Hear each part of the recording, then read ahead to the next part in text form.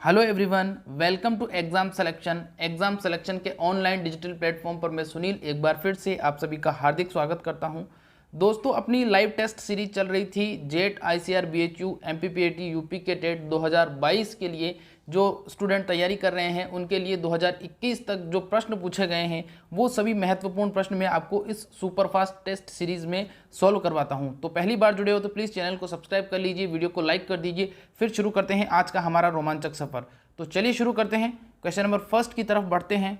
Question number first यहाँ पर आज पूछा गया है, क्रीम सेपरेटर से दूध से क्रीम अलग करते समय दूध का तापमान होना चाहिए। ये प्रश्न आपके एग्रीकल्चर सुपरवाइजर के अंदर भी पूछा गया है, ध्यान रखना है ना। एग्रीकल्चर सुपरवाइजर 2018 के अंदर यहाँ पर बात करते हैं। ऑप्शन नंबर ए है 20 से 22 डिग्री सेल्सियस, बी है आपका 30 से 37 डिग्री सेल्सियस, डी है आपका 18 से 22 डिग्री सेल्सियस और डी है 40 से 42 डिग्री सेल्सियस। जवाब देना है आपको ए, बी, सी या डी। इसका आंसर क्या होगा?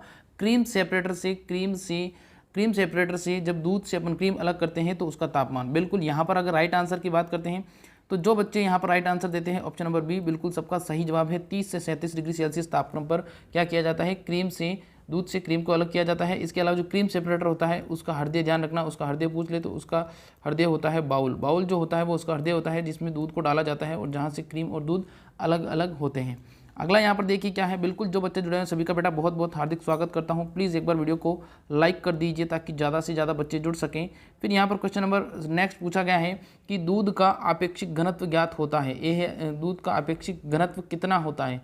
ए है आपका 1.028 से 1.032, बी है आपका 0.32, सी है 3.33, डी है 4.32। जवाब देना है ए, बी, सी या डी। दूध का आपेक्षिक घनत्व आप लोगों को पता है, आपेक्षिक घनत्व हम लेक्टोमीटर के द्वारा ज्ञात करते हैं। लेक्टोमीटर के द्वारा इसको ज्ञात किया जाता है। यहाँ पर राइट आंसर हो जाएगा इसका ऑप्शन नंबर ए, 1.028 से 1.032। बात करते हैं 1.028 आपके गाय का होता है और 1.032 आपके भैंस का होता है ना। ये इंपॉर्टेंट चीज़ है बेटा, ध्यान रखना।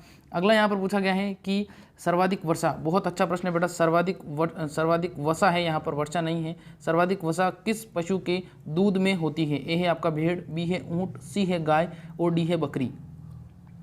सर्वाधिक वसा की बात करते हैं। सर्वाधिक वसा किस पशु के दूध में होती है? तो सर्वाधिक वसा की अगर बात करें तो यहाँ पर जिन बच्चों ने आंसर दिया है ऑप्शन नंबर ए बिल्कुल सही आंसर हो जाएगा। अगर आपसे पूछता है सर्वाधिक औसत वसा की बात करें तो सर्वाधिक औसत वसा जो है वो आपके भैंस में होती है ना। ध्यान रखना बेटा, भैंस के अंदर होती है। ये प्रश्न आया हुआ भी है। आगे यहाँ पर पूछा गया है कि सर्वाधिक औसत वसा, है ना। ये देखिए जो मैंने प्रश्न बताया था वो का वही आ गया है, सर्वाधिक औसत वसा।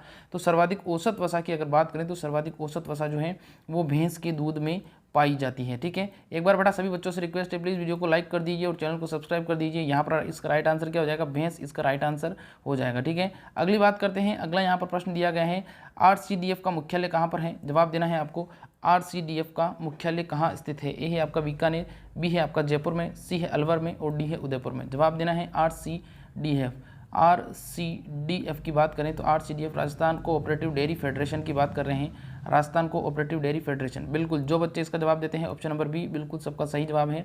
आरसीडीएफ जो है उसकी बात करें तो जयपुर में स्थापना 1978 में की गई थी। ठीक है, अगला यहाँ पर देखिए क्या है। अगला यहाँ पर पूछा गया है कि दूध की गुणवत्ता का निर्णय करने में किसका अनुमान लगाने के लिए इलेक्ट्रोमीटर का प्रयोग किया जाता है? जवाब देना है आपको। बहुत ही अच्छा प्रश्न बेटा, यहाँ पर ध्यान से पढ़ना है प्रश्न को। प्रश्न पूछा गया है दूध की गुणवत्ता का नियंत्रण करने में किसका अनुमान लगाने के लिए इलेक्ट्रोमीटर का प्रयोग किया जाता है? ए है आपका एसिडिटी, बी है आपका ऐश, सी है रिलेटिव डेंसिटी और डी है फैट परसेंटेज। यहाँ पर पूछा गया है दूध की गुणवत्ता का निर्णय करने में किसका अनुमान लगाने के लिए लेक्टोमीटर का प्रयोग किया जाता है? तो लेक्टोमीटर की बात करें तो लेक्टोमीटर जो है वो रिलेटिव डेंसिटी, है ना। यहाँ पर बहुत सारे बच्चे फैट परसेंटेज कर देते हैं। फैट परसेंटेज बेटा ब्यूटारोमीटर के द्वारा मापा जाता है। यहाँ पर रिलेटिव डेंसिटी की बात हो रही है तो रिलेटिव डेंसिटी लेक्टोमीटर के द्वारा ज्ञात की जाती है। अगला यहाँ पर देखिए क्या है। अगला यहाँ पर दिया गया है कि घी बनाने की पूर्ण स्तरण विधि, बहुत ही अच्छा प्रश्न है। घी बनाने की पूर्ण स्तरण विधि का विकास कहाँ पर हुआ है? ए है आपका national dairy development board, B है आपका एनडीआरआई बेंगलुरु, सी है आरसीडीएफ जयपुर और डी है कोई नहीं। बहुत अच्छा प्रश्न है बेटा, ये प्रश्न आपके पूछा हुआ भी है एक एग्जाम में। जवाब देना है घी बनाने की पूर्ण स्तरण विधि। बिल्कुल यहाँ पर राइट आंसर की बात करें तो इसका राइट आंसर क्या हो जाएगा? ऑप्शन नंबर बी इसका राइट आंसर हो जाएगा, एनडीआरआई बेंगलोर में। जब पहले एनडीआरआई की स्थापना हुई थी तो 1923 में एनडीआरआई की स्थापना आपके बेंगलोर में हुई थी। और वर्तमान में बात करें तो वर्तमान में आपके करनाल में स्थित है ना। वर्तमान में करनाल में स्थित है। 1955 में इसको स्थानांतरित कर दिया गया था। अगला यहाँ पर देखिए क्या है, अगला दिया गया है कि दूध में उपस्थित वह तत्व जो मीठेपन के लिए जिम्मेदार है। जवाब देना है दूध में उपस्थित वह तत्व जो मीठेपन के लिए जिम्मेदार है। बिल्कुल मोनू सिंह है। इसके अलावा यहाँ पर बात करते हैं प्रजापति है। इसके अलावा जो बच्चे जुड़े हैं बिल्कुल सभी का बहुत बहुत स्वागत करता हूँ। यहाँ पर सुक्रोज, ग्लूकोज, माल्टोज और लैक्टोज। यहाँ पर राइट आंसर की बात करें, दूध में उपस्थित वह तत्व जो मीठेपन के लिए जिम्मेदार होता है, तो इसका राइट आंसर हो जाएगा ऑप्शन नंबर डी। बिल्कुल लैक्टोज जो है, लैक्टोज इसका राइट आंसर हो जाएगा। अगला बात करते हैं, यहाँ पर देखिए क्या है, दिया गया है कि किस नस्ल की भैंस के दूध में चिकनाई का अंश, बहुत अच्छा प्रश्न है, किस नस्ल की भैंस के दूध में चिकनाई का अंश अधिक होता है। ए है आपका मुर्रा, बी है जाफराबादी, सी है भदावरी और डी है गोदावरी, है ना। यहाँ पर जवाब देना है ए, बी, सी या डी। किस नस्ल की भैंस के दूध में चिकनाई का अंश अधिक होता है। बिल्कुल यहाँ पर राइट आंसर की बात करें, सी इसका राइट आंसर हो जाएगा। इसके दूध में लगभग 13 से 14% क्या होता है, 13 से 14% आपके चिकनाई का अंश पाया जाता है, या इसको अपन कह सकते हैं कि सर्वाधिक वसा पाई जाती है। इसके अलावा ये त्रिभुजाकार नस्ल होती है, आगे से पतली पीछे से चौड़ी होती है ना। आगे यहाँ पर देखिए क्या है, आगे यहाँ पर दिया गया है कोलेस्ट्रॉम में भरपूर मात्रा में होता है। जहाँ पर जवाब देना है कोलेस्ट्रॉम में भरपूर मात्रा में क्या होता है। ए है आइमीन, बी है रेटिनोल, सी है एस्कॉर्बिक अम्ल और डी है कोई नहीं। कोलेस्ट्रॉम की बात हो रही है यहाँ पर, तो कोलेस्ट्रॉम में बताना है आपको क्या होगा, vitamin A, vitamin B, vitamin C या विटामिन डी। तो यहाँ पर राइट आंसर हो जाएगा इसका विटामिन ए। विटामिन ए जो है वो रेटिनोल को हम बोलते हैं। तो विटामिन ए अगर आता है तो बहुत अच्छी बात है, अगर विटामिन ए नहीं आता है दैट मीन्स रेटिनोल इसका राइट आंसर हो जाएगा।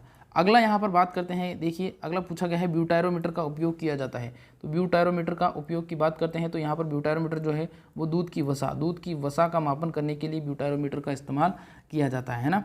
अगला देखिए यहाँ पर, देखिए रोजाना अपनी जो लाइव टेस्ट सीरीज है वो इसी समय होती है, तो प्लीज़ वीडियो को लाइक और चैनल को जरूर से सब्सक्राइब कर दीजिएगा।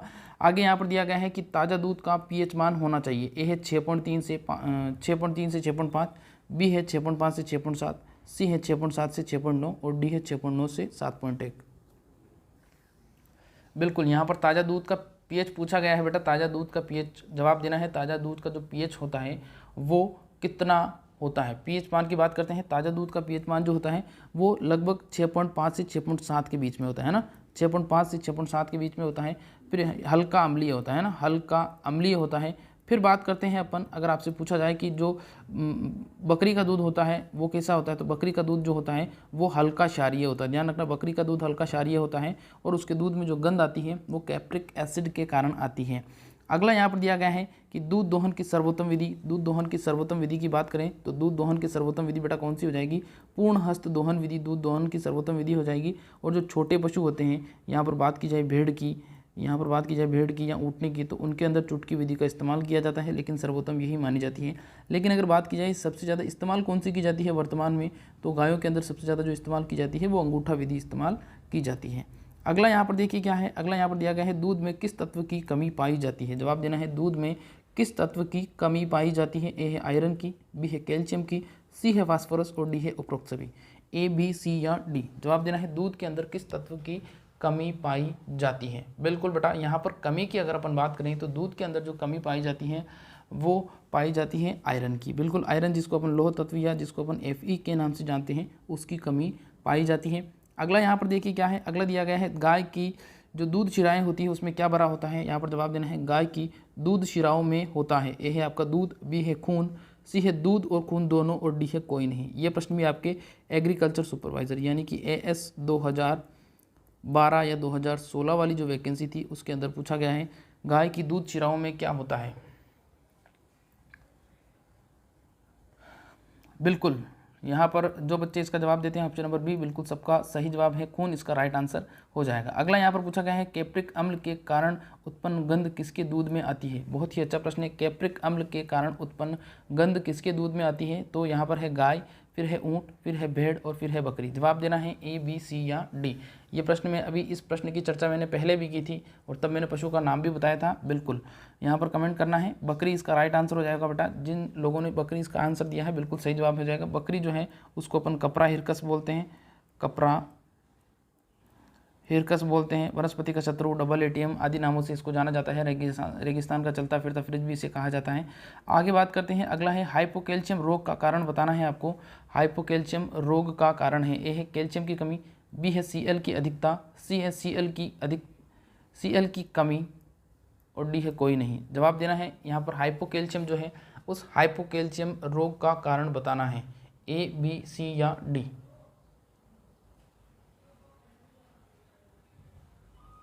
बिल्कुल, यहाँ पर अगर अपन बात करें हाइपोकैल्शियम की, तो हाइपोकैल्शियम जो है वो आपके कैल्शियम की कमी के कारण होता है। ध्यान रखना, हाइपोकैल्शियम कैल्शियम की कमी के कारण होता है, जिसे अपन दुग्ध ज्वर के नाम से भी जानते हैं। ये सिर्फ और सिर्फ मादा पशु के अंदर होता है। मादा पशु जब बछड़ा देती है तो कीस के माध्यम से शरीर से जब से ज़्यादा मात्रा में कैल्शियम निकल जाता है, तब इस पशु से ग्रसित हो जाता है पशु इस रोग से। अगला है यहाँ पर इंसुलिन की मात्रा। बहुत अच्छा प्रश्न है। इंसुलिन की मात्रा किस पशु के दूध में पाई जाती है? ए है भेड़ के, बी है बकरी के, सी है ऊँट के या डी है गाय के। ऊँट कह लीजिए या ऊँटनी कह लीजिए, ए बी सी या डी। इंसुलिन की मात्रा की बात करें अगर अपन देखिए तो इंसुलिन की मात्रा की बात करें तो इंसुलिन की मात्रा के संदर्भ में इसका राइट आंसर हो जाएगा ऑप्शन नंबर सी। भेड़ जो ऊँट जो होता है, ऊँट के दूध में लगभग इंसुलिन की मात्रा पाई जाती है, जो मधुमेह रोगियों के लिए ये दूध अच्छा माना जाता है। अगला यहाँ पर दिया गया है सर्वाधिक दूध देने वाली भेड़ की प्रजाति का नाम बताना है। सर्वाधिक दूध देने वाली भेड़, यहाँ पर बिल्कुल भेड़ ही पूछा गया है बेटा, बकरी गाय ऊँट वगैरह कुछ भी नहीं है, यहाँ पर भेड़ ही पूछा गया है ना। तो वहाँ यहाँ पर राइट आंसर की बात करते हैं चोकला या सोनाड़ी, तो यहाँ पर राइट आंसर हो जाएगा सोनाड़ी। सोनाड़ी इसका राइट आंसर हो जाएगा। सोनाड़ी की बात करें तो ये एक त्रिकाजी भेड़ की नस्ल है, और इसकी और विशेषता की अगर बात की जाए तो और विशेषता के अंदर क्या हो जाएगा, और विशेषता के अंदर हो जाएगा कि यह जो भेड़ है, इस भेड़ की अगर बात की जाए तो यह जो भेड़ है, यह भेड़ आपके राजस्थान के दक्षिणी क्षेत्र या उदयपुर क्षेत्र में पाई जाती है, और यह दूध भी अच्छा देती है, मांस भी अच्छा देती है, और ऊन भी अच्छी प्राप्त होती है इससे। अगला आज का लास्ट प्रश्न है, इसकी बात करें तो दूध उत्पाद बढ़ाने हेतु यहाँ पर दिया गया है दूध उत्पादन बढ़ाने हेतु गाय को दिया जाता है। ए है प्रोलैक्टिन, बी है ऑक्सीटोसिन, सी है 1 और 2 दोनों, और डी है कोई नहीं। यहाँ पर ध्यान रखना है दूध उत्पादन बढ़ाने की बात हो रही है, ना कि पावसाने की बात हो रही है ना। दूध उत्पादन बढ़ाने की बात हो रही है। अब जवाब देना है ए बी सी या डी। दूध का उत्पादन बढ़ाने हेतु क्या दिया जाता है? तो बिल्कुल यहाँ पर राइट आंसर की बात करते हैं तो यहाँ पर राइट आंसर जो है वो क्या हो जाएगा, प्रोलैक्टिन दूध का उत्पादन बढ़ाने के लिए। और पावसाने के लिए बात करें या मिल्क लेट डाउन के लिए बात करें तो पावसाने या मिल्क लेट डाउन के लिए ऑक्सीटोसिन इसका राइट आंसर हो जाएगा। तो उम्मीद करता हूँ आज का ये लाइव सेशन आपको अच्छा लगा होगा। अच्छा लगा हो तो प्लीज़ वीडियो को लाइक और चैनल को जरूर से सब्सक्राइब करिएगा। और रोजाना मैं शाम को 7 बजे इसी चैनल के ऊपर मॉडल पेपर सोल्व करवाता हूँ जेट ICR BHU के, उसको भी आप फ्री ऑफ कॉस्ट ज्वाइन कर सकते हो। इसके अलावा बायोलॉजी के भी मैं मॉडल पेपर सोल्व करवाता हूँ ठीक 9 बजे इसी चैनल के ऊपर, वो भी आप ज्वाइन कर सकते हो। तो इस वीडियो में इतना ही। Thank you.